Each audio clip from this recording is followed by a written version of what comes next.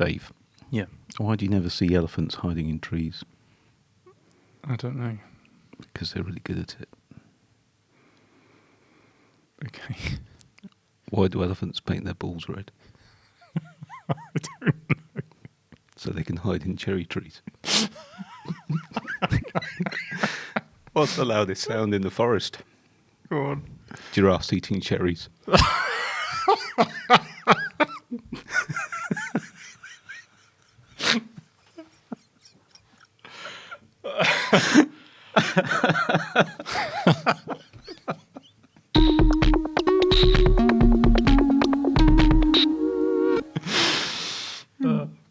Welcome to the family-friendly Constant Geekery podcast. Yeah. I don't think there's anything wrong in highlighting the fact that some elephants have balls. Some don't. Some of the female persuasion, I believe, They don't. they're not interested in those things. Yeah. Good comedy. Thanks, Yeah. Pete. Thanks for... I've upped the standard. You have up the standard. I'm not even going to try to tell a joke after that. Well, I did enter a pun contest a few weeks ago before I upped the standard, and I submitted 10 of my best puns to see if any would win. However, no pun intended. That's... You see? You raised the level, Pete, and then you pulled the bar right back down. Yeah, well, that sets it for next week. Okay. Because I can't keep coming up with gold like that every week.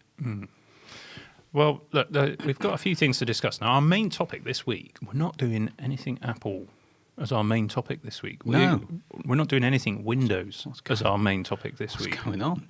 We're going to talk Google Pixel 6, so that's terribly exciting. But first of all, we're going to do the news. Now, I've got on my list here cracking screen. Apparently the M1 MacBook Air has a cracking screen. I've always said it was brilliant. It's fantastic. But that's not what we're talking about here. No, I saw this come up on Twitter, actually, and quite interesting. Well, it's not. Is it interesting? I don't know. I guess the audience will be the judge of that. Some people are saying that they're opening their MacBook and suddenly finding the screen's cracked. Like they've done nothing to it. They just closed it and opened it, and then the screen's cracked. I cracked a screen once on one of my laptops. Do you know why? Did you kick it? I slammed the lid down in anger really hard. Is that because it was an HP laptop? It was. It was a white HP laptop. Do you remember that? It was a pile of poo is what it was. But yeah, and some people are claiming that this is an M1 problem. Like the M1 chip is secretly getting out the computer in the night and doing tick, tick, tick, tick, crack. Excellent. Yeah, I mean, this is the thing. I don't think anything has changed with those chassis. The chassis are identical. So something that has changed, though, is that more people are buying these computers, and it's a different demographic of people than might have previously considered a Mac. Possibly. I don't know what I'm saying by that, but that is a factor to consider. So different usage profile, maybe. There is something I thought could account for it, and I am reaching. We know that the M1 can get hot. We know it has no fans. What happens to that heat? Oh, you're thinking a thermal issue. Possibly. But the Intel version of the MacBook Air got way hotter than the M1. So that would have surely already been happening. Yeah, but it had a fan, didn't it? You're not really materially connected to the processor in any meaningful way, though. Well, it was a vague association. Well, anyway. A lot of people are speculating that it's debris, small bits of dust and things getting in between the chassis. But like popping candy on your keyboard, if you sort of eat popping candy, or you're having an apple crumble and it goes on your keyboard and then you shut it down.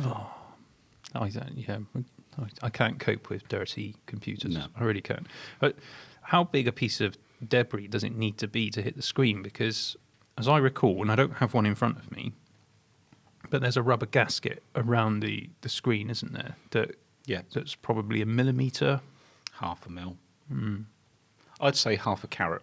If you had a half carat diamond in there and you put it down with a little bit of force, that might scratch the screen.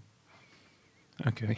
You know, Good. if you've got those lying about with James Bond villain style. So what we're saying is that it's either people munching Doritos over their keyboard or spreading diamonds on their keyboard. I don't see any other credible alternative. No. So some people are being told this is not covered by the warranty, tough luck, and some people are having their MacBooks replaced. And it seems that the difference between the two is those that are getting their MacBooks replaced are in the EU. And that is because we are, of course, protected by Consumer rights of yeah. various degrees. And I think it's pretty much the same in the UK. The UK's consumer law is similar, but not identical to the EU. But I think it's the case that the retailer has to prove that the damage is the customer's fault if it occurs within the first 6 months. So the onus is on the retailer to prove, and then after that, the onus is on the consumer. I once worked with an engineer who got a brand new metal chassis laptop. It wasn't a Mac, but this was over 10 years ago. It was before we started our agency together. And he accidentally reversed over it. So he ended up with No, hang on a minute. it's like that. Do you think that was provable as the customer's fault? But he reversed over it. Well, I don't know. Did it have tyre treads across it? Well, no, because it was in a bag. How do you reverse over your laptop? He did manage to accidentally set an entire Renault Espace on fire. That He was, that that was kind a of- he's public not the- service, not- wasn't it? Well, probably. Yeah. He's not the sort of engineer you want. I hope he's not watching this. If you are, you know who you are. I still love you. Okay. But comedy moments.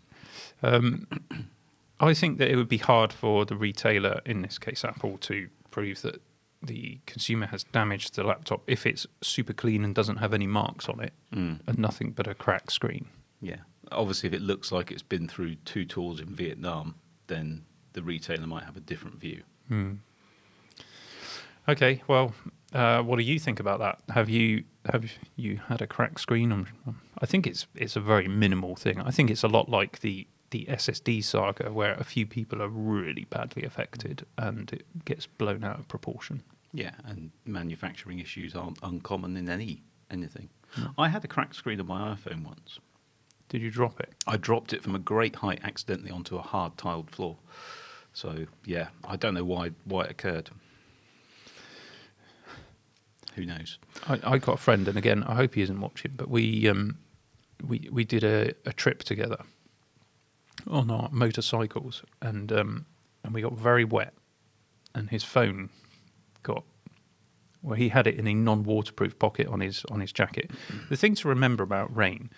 Is it wet? It is very wet, Pete. And if you're riding a motorcycle into the rain, it's a lot like being jet washed. And therefore, if your devices are not in an internal waterproof pocket, they are going to get soaked.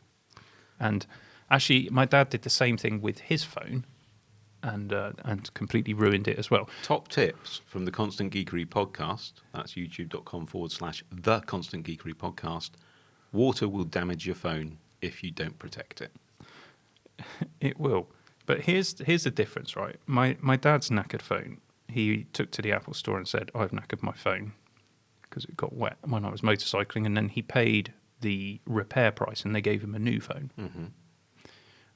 My pal took it to the Apple store and did not tell them what actually happened to it, but they still replaced it free of charge. So, a bit of a moral dilemma there. I Well- think your dad got it right, morally speaking. Yeah, I would also do that. But I find it interesting because you see a lot of tweets about Apple not honouring warranties and being really difficult with customer service. But our experience here in the UK doesn't marry up to that. No, it doesn't. And But I do think that is because of the consumer laws here, and Apple just get on and do it. yeah, because it costs them more to argue the case. Yeah, probably. Anyway, commiserations if you don't have strong consumer laws. Here's some other news, which might, I don't know whether this is on your radar, Pete. Windows 365 I don't has have a launched. radar, I have a LiDAR. But Okay. anyway, say that again. Windows 365 has launched. What is Windows 365? A PC in the cloud. And Okay. excuse me, this isn't really anything new. I mean, cloud computing and using a remote desktop has been a thing for a long time. I can remember working with customers. I mean, we got a customer who's been using this for, 15 years with Citrix and other tools. I think it might be a little bit different to that. I think it is your PC in the cloud, and you are buying specific amounts of resource depending on how much you pay. So the US pricing is from $20 to $162 per month. Okay. Now, just to be clear, this is focused on business and enterprise users. I can't see any reason for a home user to do this. You could really spec up an immense gaming PC, couldn't you? And then be really disappointed when your internet can't support it. I think you're describing Google Stadia, aren't you? That's, Probably. so UK pricing, I've taken the bottom and the top tier. Let's just discuss what you get for this. So our pricing isn't $20; it's £20.50 per month. And I'm guessing you've got to add VAT onto that, or maybe Is this a rolling contract, you know? I don't know the answer to that. I know there are cheaper versions if you sign up to other things. So for your £20.50 a month, you get one vCPU. Mm-hmm. So that's a virtual CPU. Yeah, this is something that often gets used in cloud hosting and this kind of industry. They'll say vCPU. What they're talking about there is you get a logical core. As opposed to an illogical core, which is what happens when Spock gets infected by some kind of alien virus in an episode of Star Trek, as he starts shouting and getting emotional. Yeah. You don't want that in a computer. Is that because Luke Skywalker upsets him? Or? Yes, that's exactly why that happens. Just in case anyone didn't hear that who's not watching. I like the Star Wars Trek, and especially that Millennium Enterprise spaceship they've got. I think it's brilliant. This is why in the popularity votes that we've never run, I always come out on top with the geeks. You know that, don't you? I just actually I quite like Star Trek. And I have tried watching Star Wars, Pete, but it sends me to sleep. I can't. I got no answer for that. No, it's not for everyone. No. Yeah, it's like sushi. Look, Anyway, we're digressing here. So you get a logical core, which would be in a hyper-threaded processor. The cores are kind of divided into two. You're basically getting half a core, generally speaking. That's how they do it. And that can be a really bad thing if the other person sharing the core is maxing out the computer all the time. And that is a real problem, and we come up against that in some of our cloud hosting provisions. Certain instances are getting absolutely hammered, so we have to move instances to other physical hardware. yeah, it's annoying. It is annoying. So one vCPU, 2 gigabytes of RAM, and 64 gigs of storage. For £20 and 50 pence a month, Yeah. or $20 a month.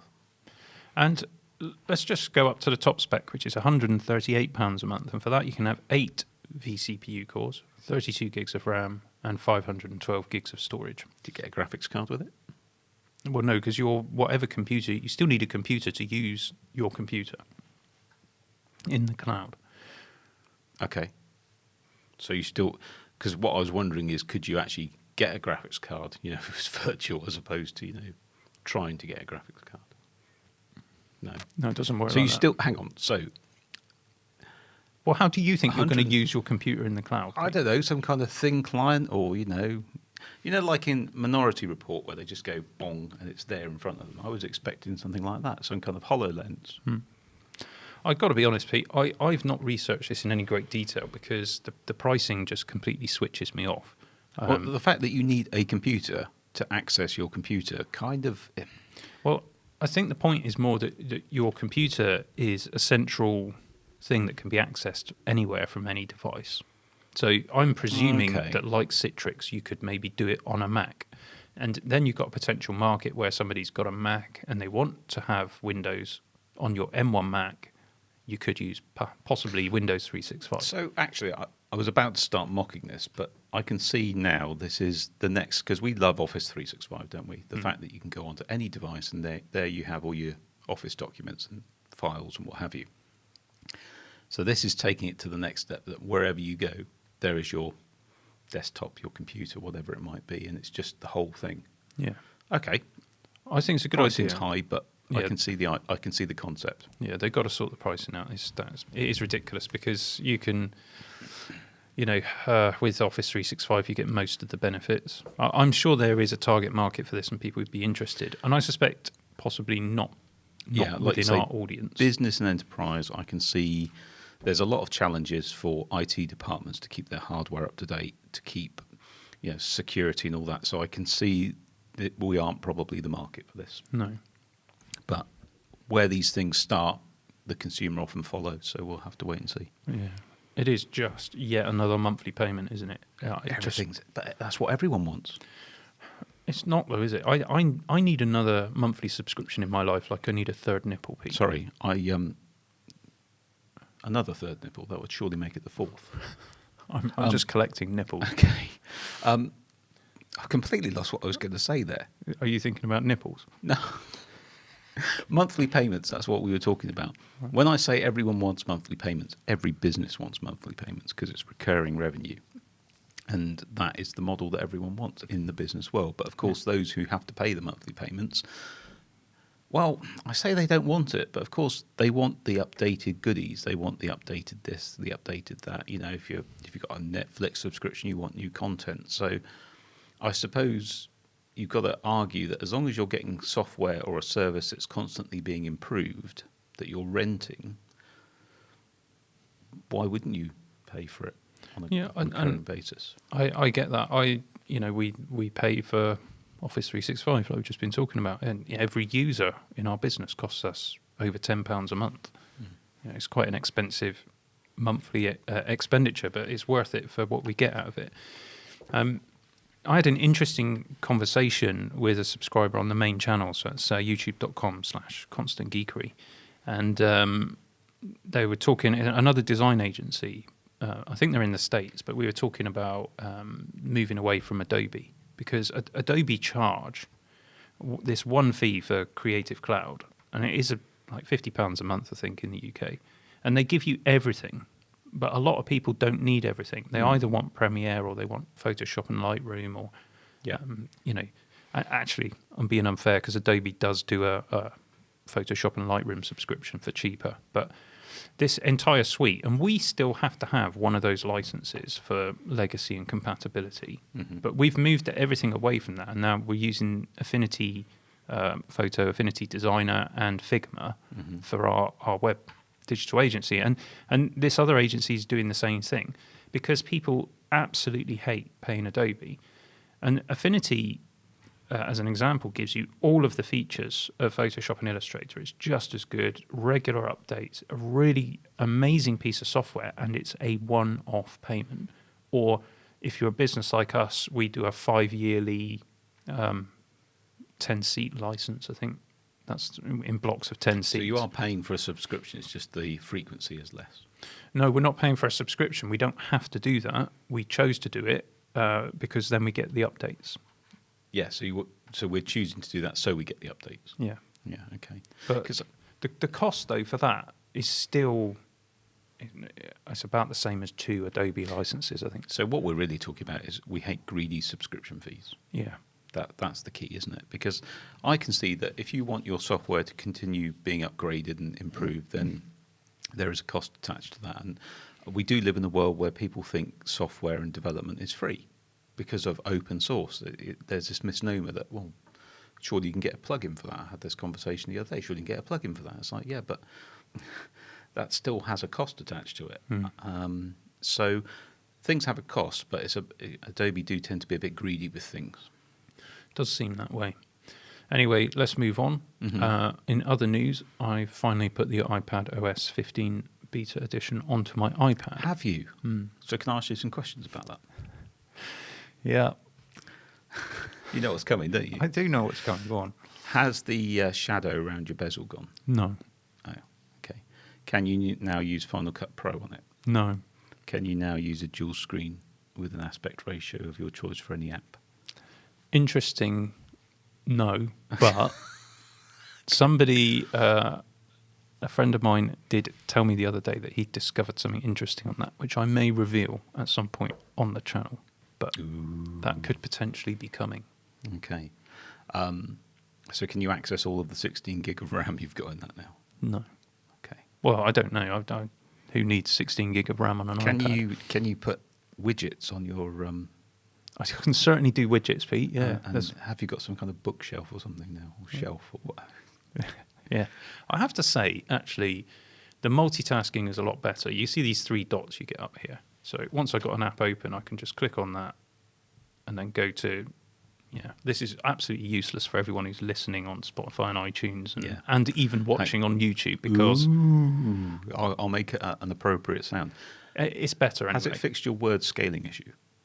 I haven't tried that, but I have noticed that Mail is crashing if I multi-select emails and try and delete them.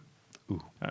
So when I get in my email inbox and it says Pete, then I just select the top one, and then I select the bottom one, and then just go to delete, and that crashes my mail That program. sounds like a lot of work as well. Why not just set up a rule like I've got for when your email comes into me, so auto deletes? I don't even have to see it. That's genius, Arthur. Thank you. You heard it here first. Let's get on to our main topic of the day. What is that? Google Pixel 6 has been launched, or has it? Well, There's a picture of it on the Google website. do you know what? If that constitutes a product launch, I reckon we could launch our own AI system on chip phone, We could. the Constant Geekery phone. We should do that. We should do it. People would probably queue up in their drove to buy it. We could do it as merch. Good. I've got to get my act together and get some more merch flipping organised. You flipping have. Come on. So it's a teaser launch, isn't it? You can't even pre-order the phone. What you can do is sign up to be notified when it launches, but you're not just signing up to be notified when it launches. You're signing up to every other piece of spam that Google wants to send you. Yeah. This is becoming prolific and annoying. Everyone's doing this. I mean, I get, because we recommend this to clients. If you want to sort of see if there's a market for your product, kind of do a fake it till you make it, give the impression that something's ready before it is. But, this is coming, you would hope, but it's... Well, no, they do exist because people have seen them and touched them. It's just I think it's an interesting way of launching, but it's this, they're just trying to generate some interest and some news around it, aren't they? And you can't blame Google for wanting to do that. No, you can't blame Google for anything. Now, we don't usually talk much on the channel about Android, and that's not because there's anything wrong with Android. It's just that you and I, as a personal preference, don't particularly like Android. That's absolutely it. We just don't. We've tried, and we just don't get on with the interface. My son, on the other hand, my eldest son, absolutely loves his Google Pixel, and he loves the Android interface. So this isn't an Android hating Not at all. podcast or anything like that. It's just personally we've never got on with it. And to be fair, I've had quite a lot of Android devices, numerous phones, tablets, both large and small. In fact, I had that Google, is it Nexus, the 7-inch thing that they did with the weird pastel-y coloured screen. I had one of those. a Samsung Galaxy Note tablet back in the day. I had 2 of those. I had 2 Note phones. I had some other HTC, Samsung. I had a lot of Android stuff, actually. And my favourite Android is Mr. Data of Star Trek: The Next Generation, because he's great and he comes with unlimited data. Yeah, That's great. Is that the guy that wears the gold makeup? that's correct. Although in the UK it always looked just like pale. It was meant to be gold, I think, but the colour. This is really interesting, Pete. Please carry on. Okay. Anyway, so moving back to Android phones. I think we should also just say as well, it's probably been a few years since we had an Android device, each of us. So we're not up to speed with the latest Android. I think we need to put that out there. So we probably ought to get one and actually try it. And that might be an interesting series of videos. Suppose you had to use an Android phone for a week, Pete. Would you like to see that? Because I did a video on the main channel a few weeks ago, didn't I? And that went down like something going down slowly. No, come on, Pete. Many person has watched that. Yeah, and I really appreciated the comment. And in fairness, you were reviewing headphones, and every time I review headphones on the channel, nobody watches it. It's like no one is interested in headphones. And yet, constantly, I get these companies that all seem to be based in China who are making headphones and earbuds and everything, asking me to review their products. I don't understand it. I like the idea of it. I would be up for... let's make it interesting. I'd be up for trying an Android phone for 2 weeks. 2 weeks. Goodness me. And you could vlog. I believe that's the technical term. That sounds like a lot of work, but okay, we'll see what we can do. Okay. So we're open to trying it. What's interesting about this phone, here's why we're talking about it, is because it has Google's own system on chip in it. Now, Google is in that interesting position where they are able to control hardware and software like Apple. Mm-hmm. Now, recently we discussed it on the podcast as well, the Qualcomm buying Nuvia and planning to make chips to go in notebooks, ARM chips to compete with Apple. And what a lot of people say to that is it won't work because it requires Microsoft to get on board to really optimize the software. Now, I don't personally agree with that. I think Microsoft will get on board. But Google's in that unique position.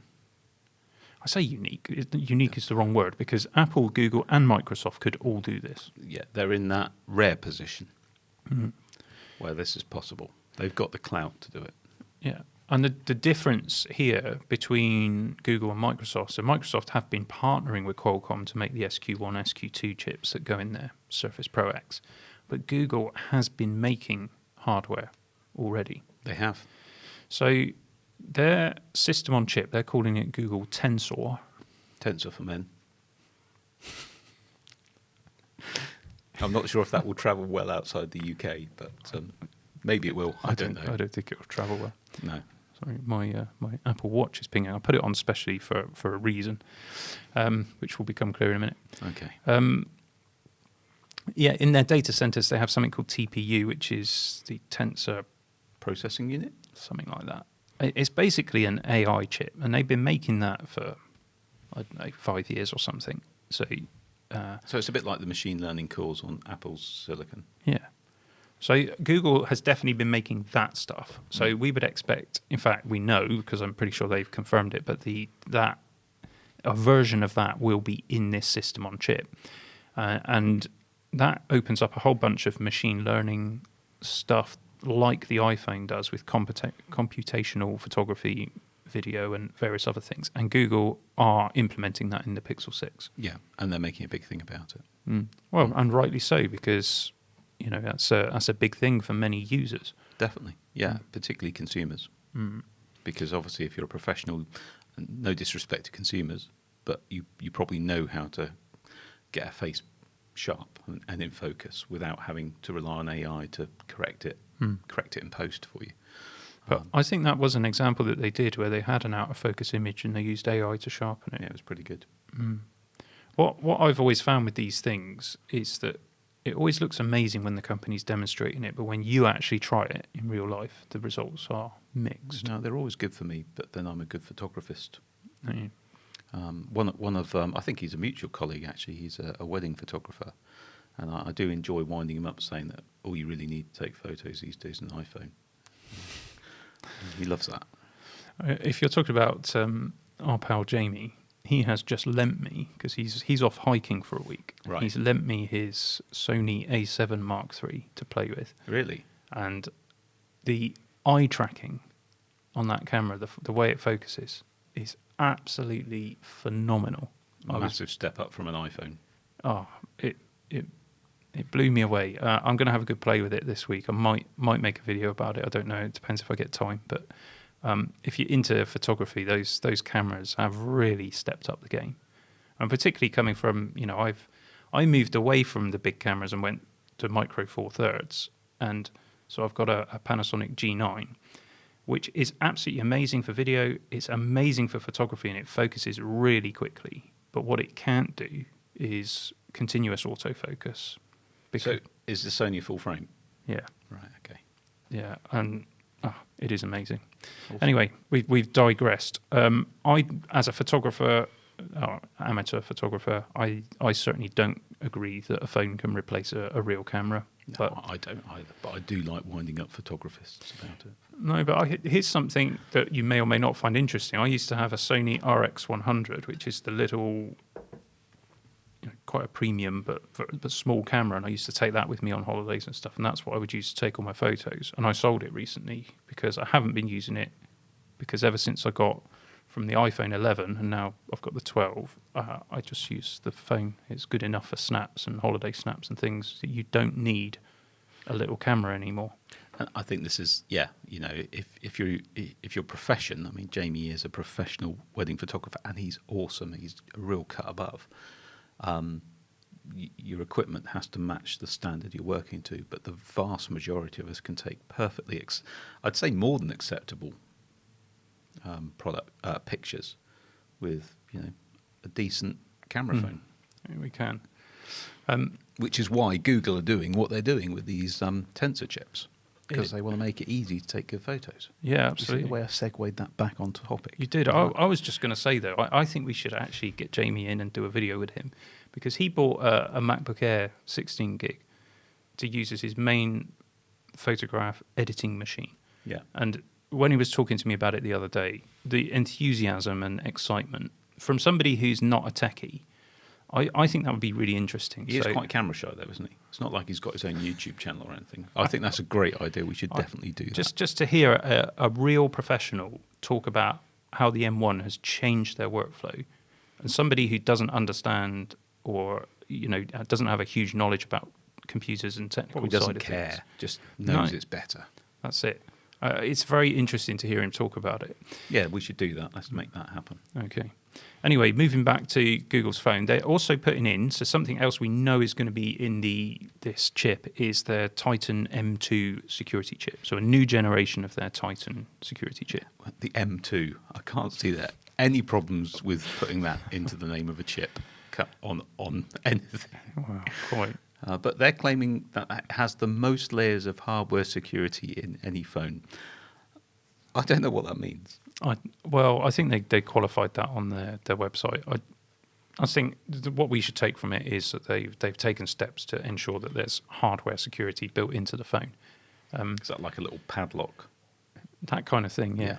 That's exactly what happens, Pete. Yeah. There's a hole for a padlock, Yeah, like a Kensington lock. that kind of thing. Yeah, very nice. Yeah.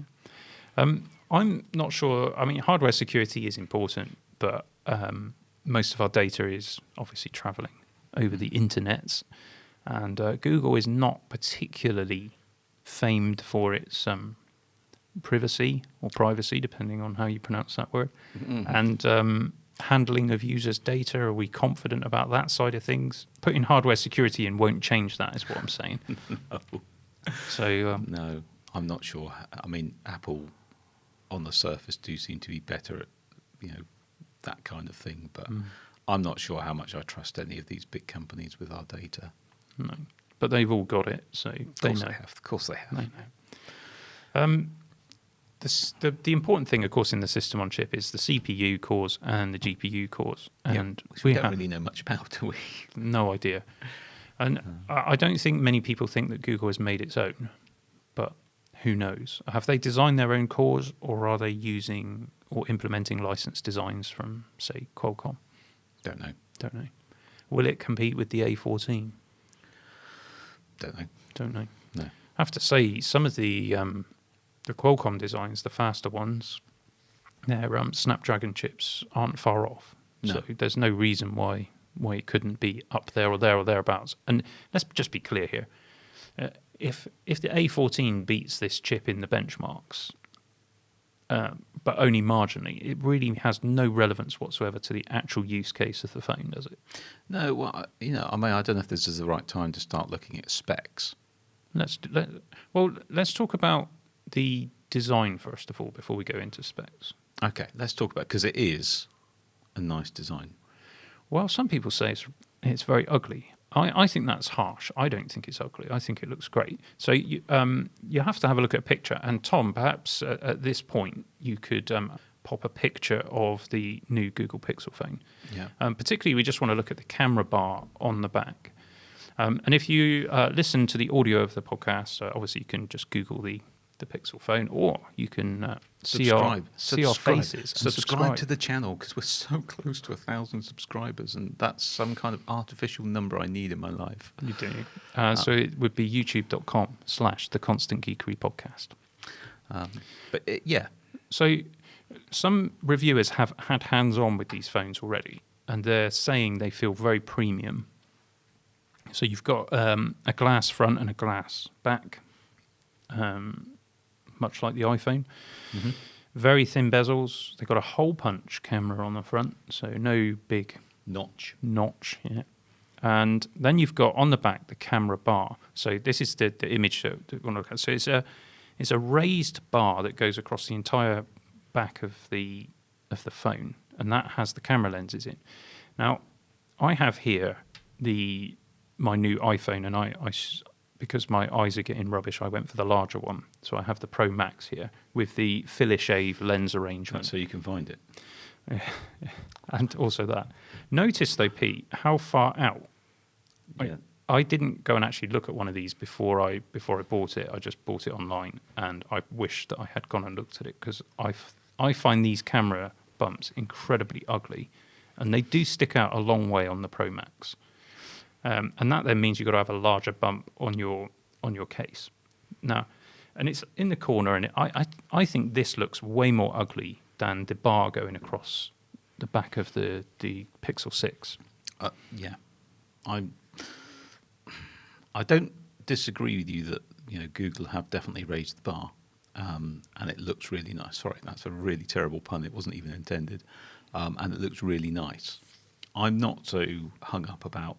I don't think that looks awful on the iPhone 12 personally, but this is as we often say with these things, your mileage may vary. Well, absolutely, yeah. And incidentally, if you're wondering about do you need to get the extra camera power of the iPhone 12 Pro Max, the answer to that is no. I can't tell any difference at all. So there we go. But this is coming from someone who got the 12 Pro Max because their eyesight's failing. So it's not that.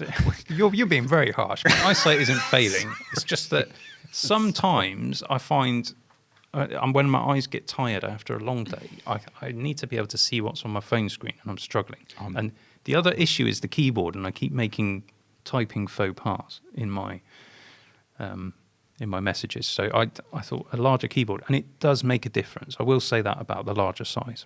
Yeah, good, excellent. Let's move on. Yeah, colours, which of course is the most important point. It's always the most important point. So dark grey, silver, and then a kind of like a pink. Yeah, I was optimistically saying rose gold, but I think pink is probably closer to the mark. Now, there is a slight difference, and I'm assuming that the Pro version has the shiny back, and the standard 6 has like a coloured strip above the camera bar, which is yellow on the silver phone and red on the pink phone. That's how I understood it, yeah. What about the screens, Pete? Well, they're quite nice. The 6 has a full HD plus, so that's a 2220 by 1080 screen running at 90 hertz. Interesting. And the Pro is QHD plus, so slightly bigger than QHD, and that's running at 120 hertz. Yeah. How do the iPhone screens compare? Well, that's interesting because the current iPhones, so that's the 12 and the 12 Pro, both have I was surprised that there's a 60 hertz screen. Yeah, they do. But to be fair, I don't think you can compare the Google Pixel 6 to the iPhone 12s. Okay. Because by the time it comes out, the iPhone 13 will be here. I mean, we're already in August. Yeah. It's only coming out next month, we think. I mean, it would be very unusual for it not to. They're talking about having a 120 hertz screen on the Pro models with possibly an always-on display similar to the Apple Watches. Right. So really, we should be comparing the suspected or the rumoured specs for the iPhone 13 to the Google Pixel 6. Because chances are we'll probably physically get our hands on that before the Google Pixel 6. Right. Yeah, no, fair point. Do we actually need a high refresh rate in a phone? I don't think so. I don't think we need it. I've never been using my phone and thinking, cool, if only the refresh rate was slightly higher. Yeah. But that said, wouldn't say no to it. No, especially if it hasn't got a shadow around the bezel. Well, quite. I don't actually know what the type of screen it is. I didn't pick that up. It's an OLED. OLED. Okay. Sorry, it's AMOLED.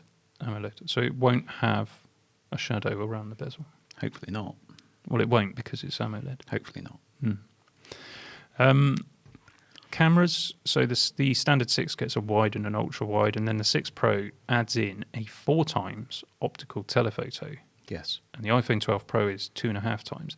I have to say, this is the feature of the Pro Max that I do like, is being able to zoom in like that when you're taking photos. That does make a difference. Yeah. So coming from the 11, where I had the wide and the ultra wide. So if you like your photography, having a 4 times optical telephoto lens, yeah, But wouldn't say no to that. of course, the iPhone 13, the specs on that for the camera are, well, according to the research I've done, I'm sure someone will correct me in the comments, is the cameras will be better.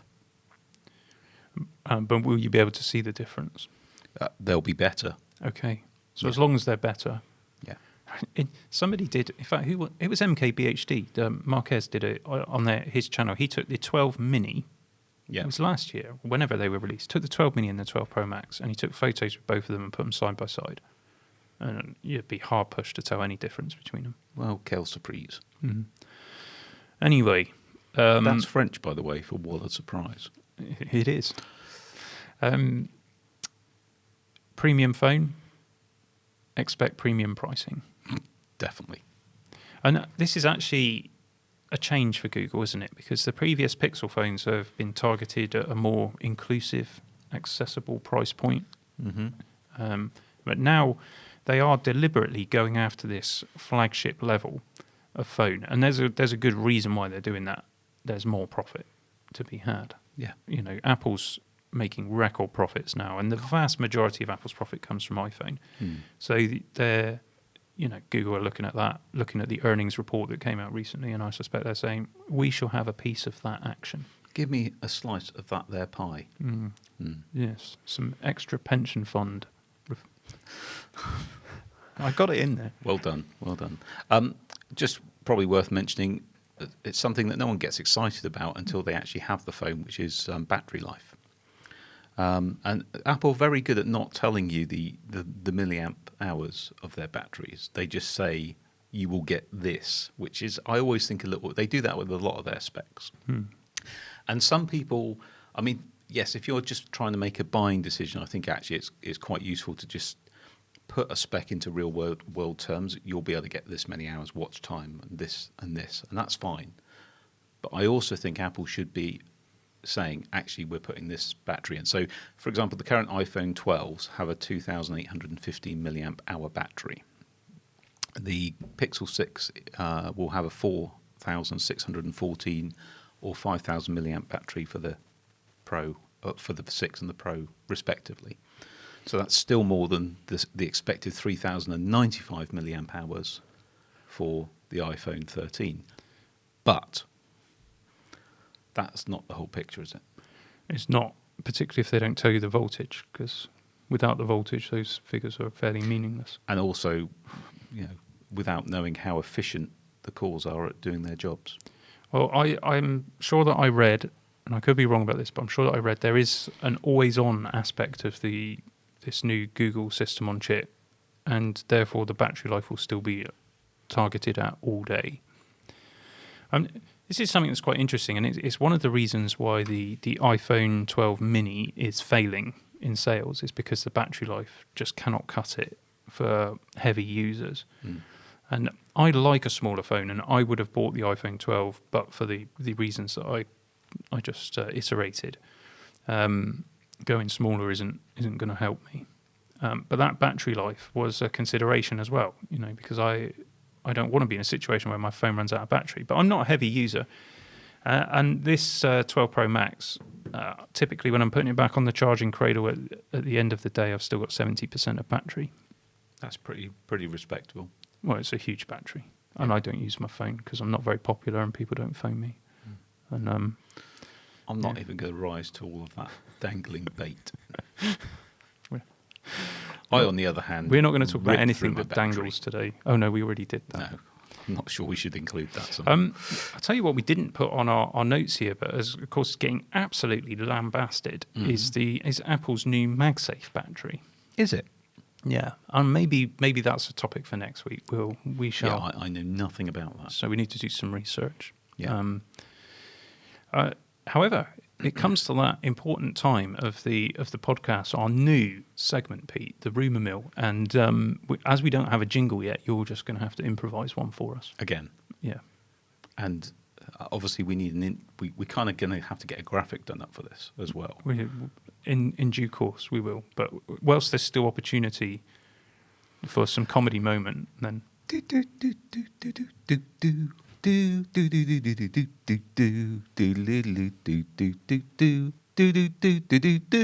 Bowl.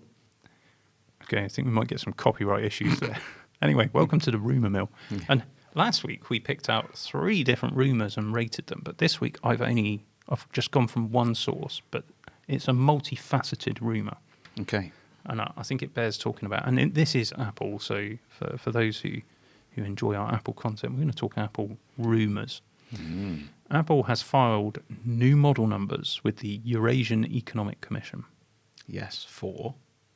So Apple Watch Series 7. So here are the rumours, and this comes from Front Page Tech this week. So they're saying about the Apple Watch Series 7, we will get thinner bezels, a faster processor, updated ultra-wideband functionality. Get in. And they're saying a September launch. Yes. So this is why I put my Apple Watch on today. And I like to wear a more traditional mechanical watch. But I do wear my Apple Watch on my right wrist. And I typically have it facing inwards like that when I do wear it. Okay. So I would like a thinner watch, not thinner bezels. I don't have any issue with the bezels on my Apple Watch. Do you? No, I like my Apple Watch. I have no, but then I had a Series 3 before this, and to be honest with you, apart from the fact the battery was starting to struggle to go all day, and this one's not much better. There wasn't a huge amount that I wanted. You know, what else can you do with a watch? I really struggled with this when I got it. And maybe we ought to talk about Apple Watch actually in a podcast episode. Maybe that's next week. Let's talk Apple Watch and the other thing, the MagSafe battery. Yeah. Okay. Because we got these watches to review on our respective channels, and neither of us posted a review, although I did actually film one over 7 days. And so did I. And I vlogged and did all sorts of things, but I never put it up on the channel. I don't really know why, but it's never seen the light of day. But I came to some interesting conclusions about Apple Watch. I think we should talk about it. Yeah, let's do it. But what do we rate? How do we rate this rumor here about the Apple Watch? Well, that's Susan? exactly what I would expect from Apple. So I would rate that as a green. It's not a earth-shattering. It's not like the red one that I said last week of the eye gestures to control your watch, which was completely made up. I think it's very likely Apple will adjust the design slightly. Faster processor, well, yeah, okay, that's updated ultra-wideband functionality. I assume that means they're bringing 5G into the... Yeah, possibly Wi-Fi. Is it 6E? Right. Because that's coming allegedly with the next iPhone as well. Do you think they'll call it the iPhone 13? I mean, I've got no issue with the number 13, but a lot of people have. It comes after the number 12 as far as I'm concerned. Yeah, but X doesn't come after 9, does it, unless you're a Roman? Well, that's true. I don't know why they did that. But actually, with the OS, when they went to OS 10 or OS X, they jumped, didn't they? They didn't do... There was never a Mac OS 9. It went from 8 to 10. Who knows? Who knows? They'll do what they want to do. They'll do exactly what they want to do. It wouldn't hurt them to tie up the model number with the processor number. I mean, this will have I guess it'll be A15, will it? Yeah. It's an A15 chip that will probably be in the iPhone 13. Mm-hmm. Interesting. So yeah, I think that's incredibly credible. So if you're looking forward to Apple Watch Series 7, expecting it in September, I think that's entirely likely that it will be at the iPhone event. What I don't expect at that event is any Macs. No. But There are model numbers. I could be completely wrong. Yes, there are model numbers. Somebody made a comment on one of my old videos the other day, and you get notified when the comments come up, and I just happened to see this particular one, and it was a video about what was coming with Apple Silicon before anything had been announced. And this comment says, "Oh, this guy got it 100% right." So I was like, "Did I really?" So I went through to watch the video, and yeah, pretty much all of the predictions were correct. And so I watched a few other videos that you and I did, and we predicted various things about which models would be launched, and we were accurate on all of those things. Not because we've got any kind of special inside knowledge, but simply because we operated on the common sense and understanding of business logic. And yet, Apple then, this year, we've not been correct about what's happening because Apple doesn't appear to be following that. And I don't think that's because Apple are choosing that. I think a lot of what's happening is being dictated by what chips are available. And that situation still exists. So getting Mac, bear in mind that the Mac revenue compared to iPhone revenue It's tiny. is tiny. So the priority when it comes to making the silicon will have been given to A15, Yeah. not to M1X. But I would put to you that if suddenly there was a freeing up of chip capacity or production, then, much like we suspect there was originally an intention to launch a new processor at WWDC. Can't be sure about that.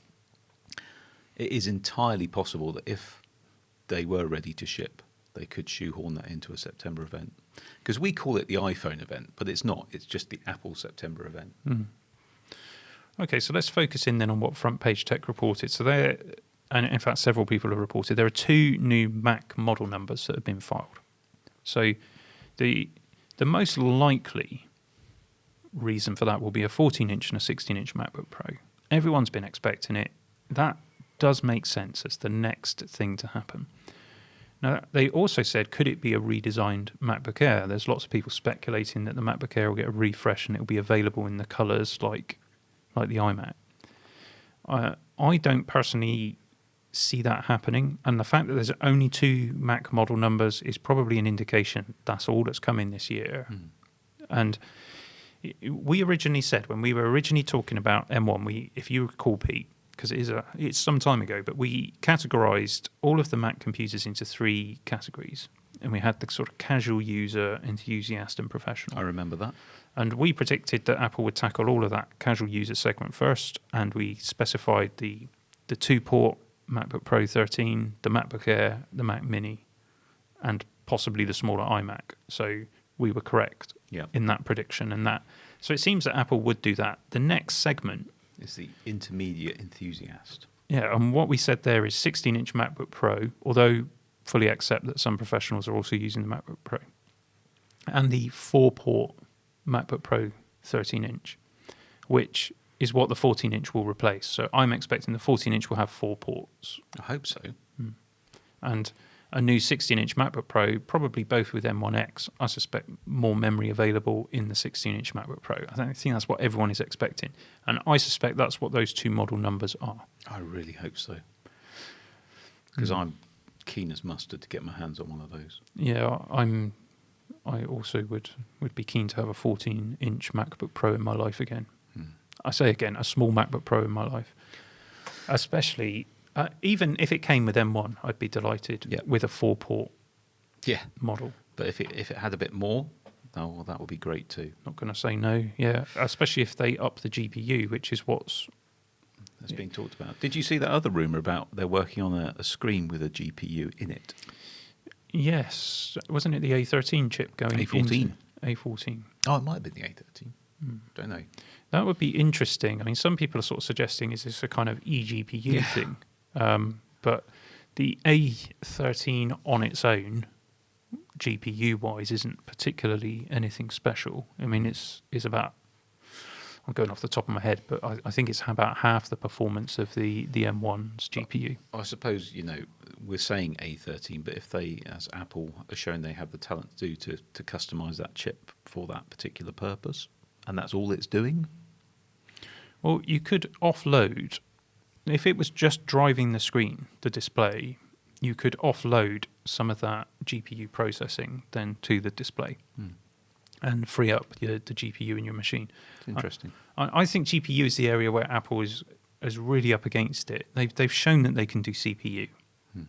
And they, to a certain degree, they've shown that they can make a leap forward with GPU as well, but we're still I mean, that is the weak point of the M1, isn't it? It is, but and this is my prediction, I think they have got something in the works that is actually going to blow, much like the M1 has done for a period of time, it's going to blow people away. Well, if they scale it up, you know, they could get some pretty decent performance, but we're still not going to get up to the, you know, in my workstation, I've got NVIDIA cards, you know, Quadro cards, and they're nowhere near that. No. So be interesting to see whether they can do it. So will these model numbers be a MacBook Pro and a MacBook Air? I don't personally think so. No. I think the fact there's two model numbers probably indicates it's two MacBook Pros. And I would rate the rumour as green. I think it's very likely. What we don't know is when. Something else, there's a couple of other things that I haven't put in the notes here. There probably is going to be another Intel Mac Pro I've heard talk of this, yeah. with an Ice Lake Xeon in it.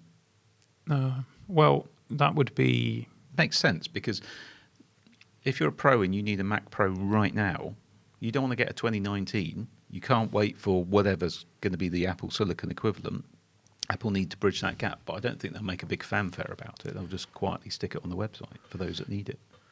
Yeah, I can see that happening. Just going back again to the predictions that we made, something that I said at the outset was I don't believe Apple can get up to the level of the 28-core Xeon in the 2-year time frame. No. And I still believe that. So I think Intel may get supported for a little longer than people might expect. Well, Tim did say we've still got great Intel Macs in the pipeline, you know, and I could see the two running in parallel for a number of years, even if the Apple Silicon transition is complete in that. I mean, what does complete mean?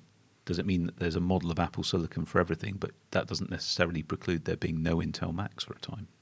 No, and it has a software burden. And you could have an entry-level Mac Pro on Apple Silicon and a top level with, you know, one of those serious Intel chips. Yeah. And not everybody needs that. It's a tiny fraction of the market that needs that kind of performance. But Apple need to do something. You know, I didn't buy the Mac Pro because of Apple Silicon. But also then when I started shopping around in the PC market, what I discovered is that there's so much more performance available. You know, my workstation is a 32-core Threadripper Pro. Yeah, all right, steady on. Well, the thing is, Pete, it outperforms that 28-core Xeon that's currently available in the Mac Pro, and it cost me almost a third of the price of the equivalent Mac Pro. It was a no-brainer for you, for sure. So, but Apple need to do something because I can't be alone. I don't even need that kind of performance. I just wanted it. You know, let's be clear about that. I just wanted to have a nice computer. But there are people out there who do need that kind of performance. And bear in mind that there's another step up after that Threadripper Pro. There's the 64-core version, a single chip with 64 cores, and nothing Intel builds at the moment can touch the AMD Threadripper Pro. And now AMD will be, you know, moving on to the next architecture and moving the game forward again. So Apple, if they're sticking with Intel, which of course they will be for the remaining models that they bring out, they have to bring something to market that can cater for that top level, or they will lose those customers. Yeah, they will. So we'll have to see. So one more rumour, I haven't put it in the notes. I think this one's highly unlikely, but we touched on battery life earlier. We touched on, you know, a bit of a disappointment on older machines, older phones. Apple are in development of their own power bank. So power banks are ubiquitous, aren't they? So you'd think, well, why are Apple doing one? But the rumour I've seen is that they are doing what Apple does very well, which is to take a product that's already out there and make it better. So what they're talking about is quite a slimline power bank, but with lots of power in it and a MagSafe. So you can basically take your phone, if it's got MagSafe on it, plop it on and charge as you need to, rather than messing about with cables and that kind of thing. So they're going to be calling that the Apple Juice.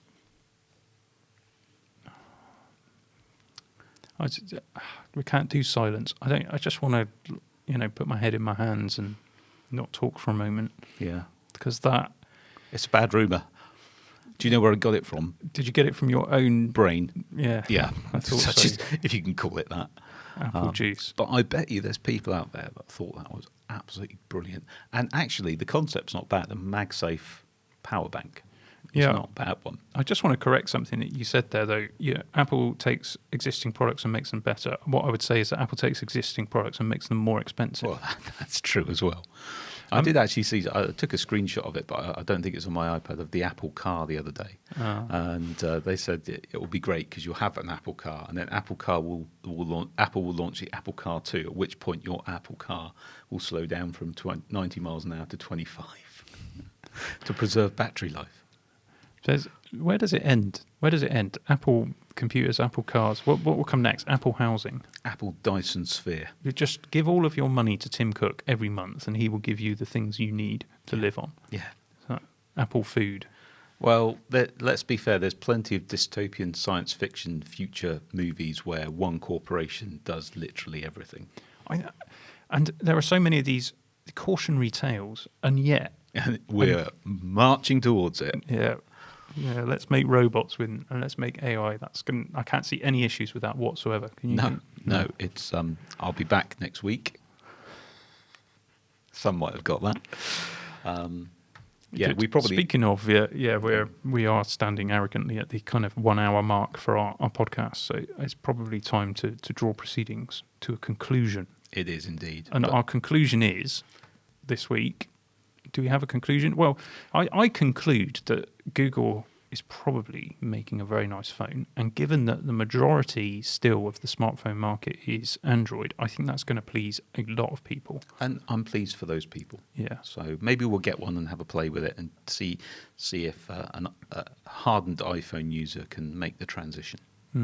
Yeah, that does sound like fun. Anyway. Okay. Thanks for watching. Please, if you haven't already, give us a subscribe. Yep, so that's youtube.com/TheConstantGeekery podcast, and the main channel is youtube.com/ConstantGeekery. You can do a subscribe on there as well if you haven't already. I think getting very close to 25,000 subs now on that channel, which is very nice. That's nearly 250,000. It is quite close to that, yeah. That is very exciting. I really would like one of those Google Play buttons. Would you? Yeah, I don't know why. It's just it's a mark of achievement. Anyway, one day maybe, if we can come up with some more entertaining content, which me rambling on probably isn't entertaining content, so I'll shut my face. Thanks for tuning in, everyone. See you Cheerio. next time.